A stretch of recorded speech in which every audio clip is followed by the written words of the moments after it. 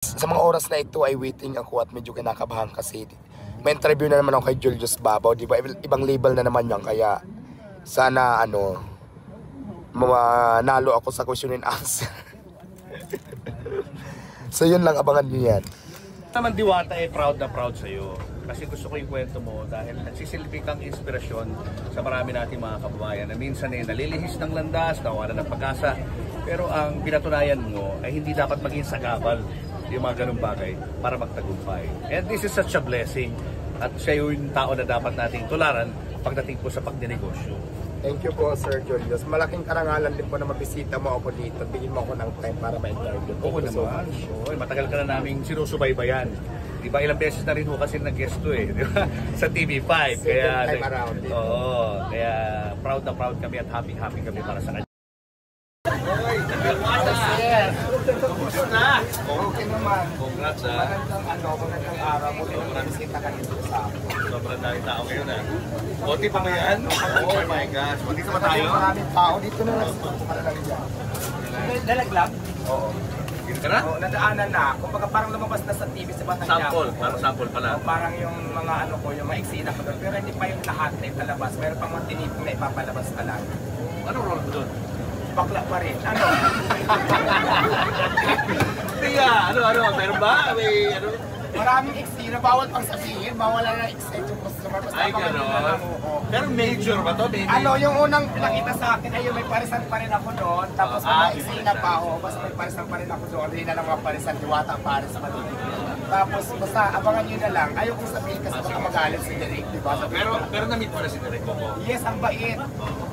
Munti ko na nga mahalikan eh. Sino pa mga nakita mo ron? Ivana Alawi, di ba? Wow!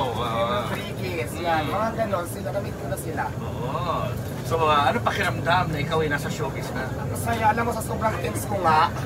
Yung alam mo yung eksena ko na hindi ko na masabi na nakahalo yung kaba at saka excited nga. Ba ito, nakarap ko ng eksena ko, parang kinakabahan.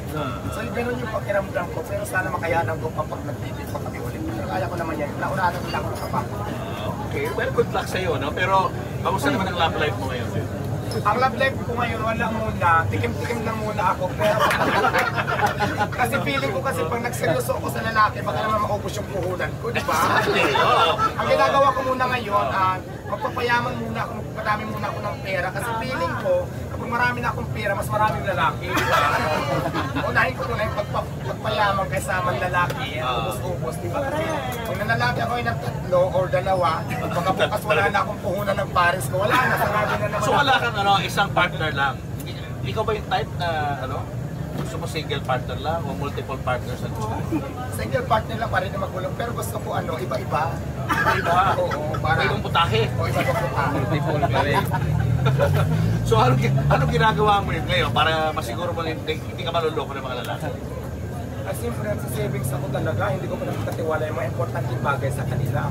So ganun yun doon, sigurista ako doon. Hindi ko pinapahawak yung cellphone ko at saka yung wallet ko, baka itak bigla, iba mahirap. At ingat na ako ngayon. Well, kailangan talaga mag-ingat. Iba na yung ano mo eh. Iba na buhay mo ngayon yung mga taong hindi pa natin masyadong kilala, di ba? So yun.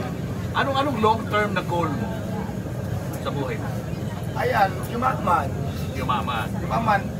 Mag-tripling kayot pa, dagdagan pa yung mga diwata para sa overload. Para di ba pag maraming negosyo na pagkakitaan, mas madali tayong yumaman. Kaya ngayon, talagang kahit napagod na ako, so tuloy-tuloy pa rin talaga.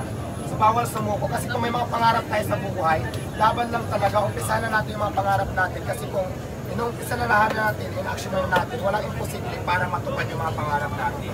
So ganun yun. Siyempre kapag isang tao yung maasenso, meron dyan yung mga pilit kang hinahatak mo ba, no? Ito ba, nai-experience ito Ay, ngayon? hindi lang maraming cases ko na-experience lalo sa ngayon, maraming naninira sa akin. Pero diba, ang sa akin lang kasi, dito pa rin ako magdidepende sa mga taong naniniwala kasi mayroong mga basher na 2, 3. Pero yung supporters ko naman, yung kumakain naman sa akin, libo-libo. So, bakit ko sila naintindihan? Kasi in the first place, Hindi naman sila nakakatulong sa buhay ko eh. Kahit kadating na tulong sa buhay ko, wala naman silang ambag, kaya hindi dapat mo sila intindihin. Wala naman silang ginawa kundi siraan ka, natulungan ka ba nila. Kaya din ba ako sa mga basher, di ba? At the end of the day, hindi sila mag-aangat sa sarili ko, ako pa din. So di ba, wala akong pakialam sa mga basher. Basta ang importante dito, gumagawa ako, lumalaban ako ng tama, lumalaban ako ng patas sa pamamaraan. Kasi mga basher na hindi naman yung magtatagumpay eh. Wala naman kasi nagtagumpay talaga, naniniwala ko doon ng kasamaan sa kabutihan. Yun lang. Ganda naman ang sinabi mo Hindi ko inintindi yung mga basher na yan kasi wala talaga natutulong sa Pero minsan ba parang naiinis ka rin? Naiinis. Parang one time parang pinatulan mo ito po sa pagkain, di ba? Yes, naiinis ako pero mas naman pa rin nakangiti ako kasi bakit ko sila intindihin? Dahil ang dami na ako sa sumusuporta. 1,000 versus 5. Kasi doon ka sa majority, di ba? Doon ako sa karamihan tulad yan, kahit anong paninira niya, nandiyan pa rin yung mga support kasi kumakain pa din. Di ba? Oh. So yun, doon pa rin ako nagbabase talaga. Pag pinatulan natin yung bashers natin, may stress lang tayo. Magandang paniniwala yan sa buhay.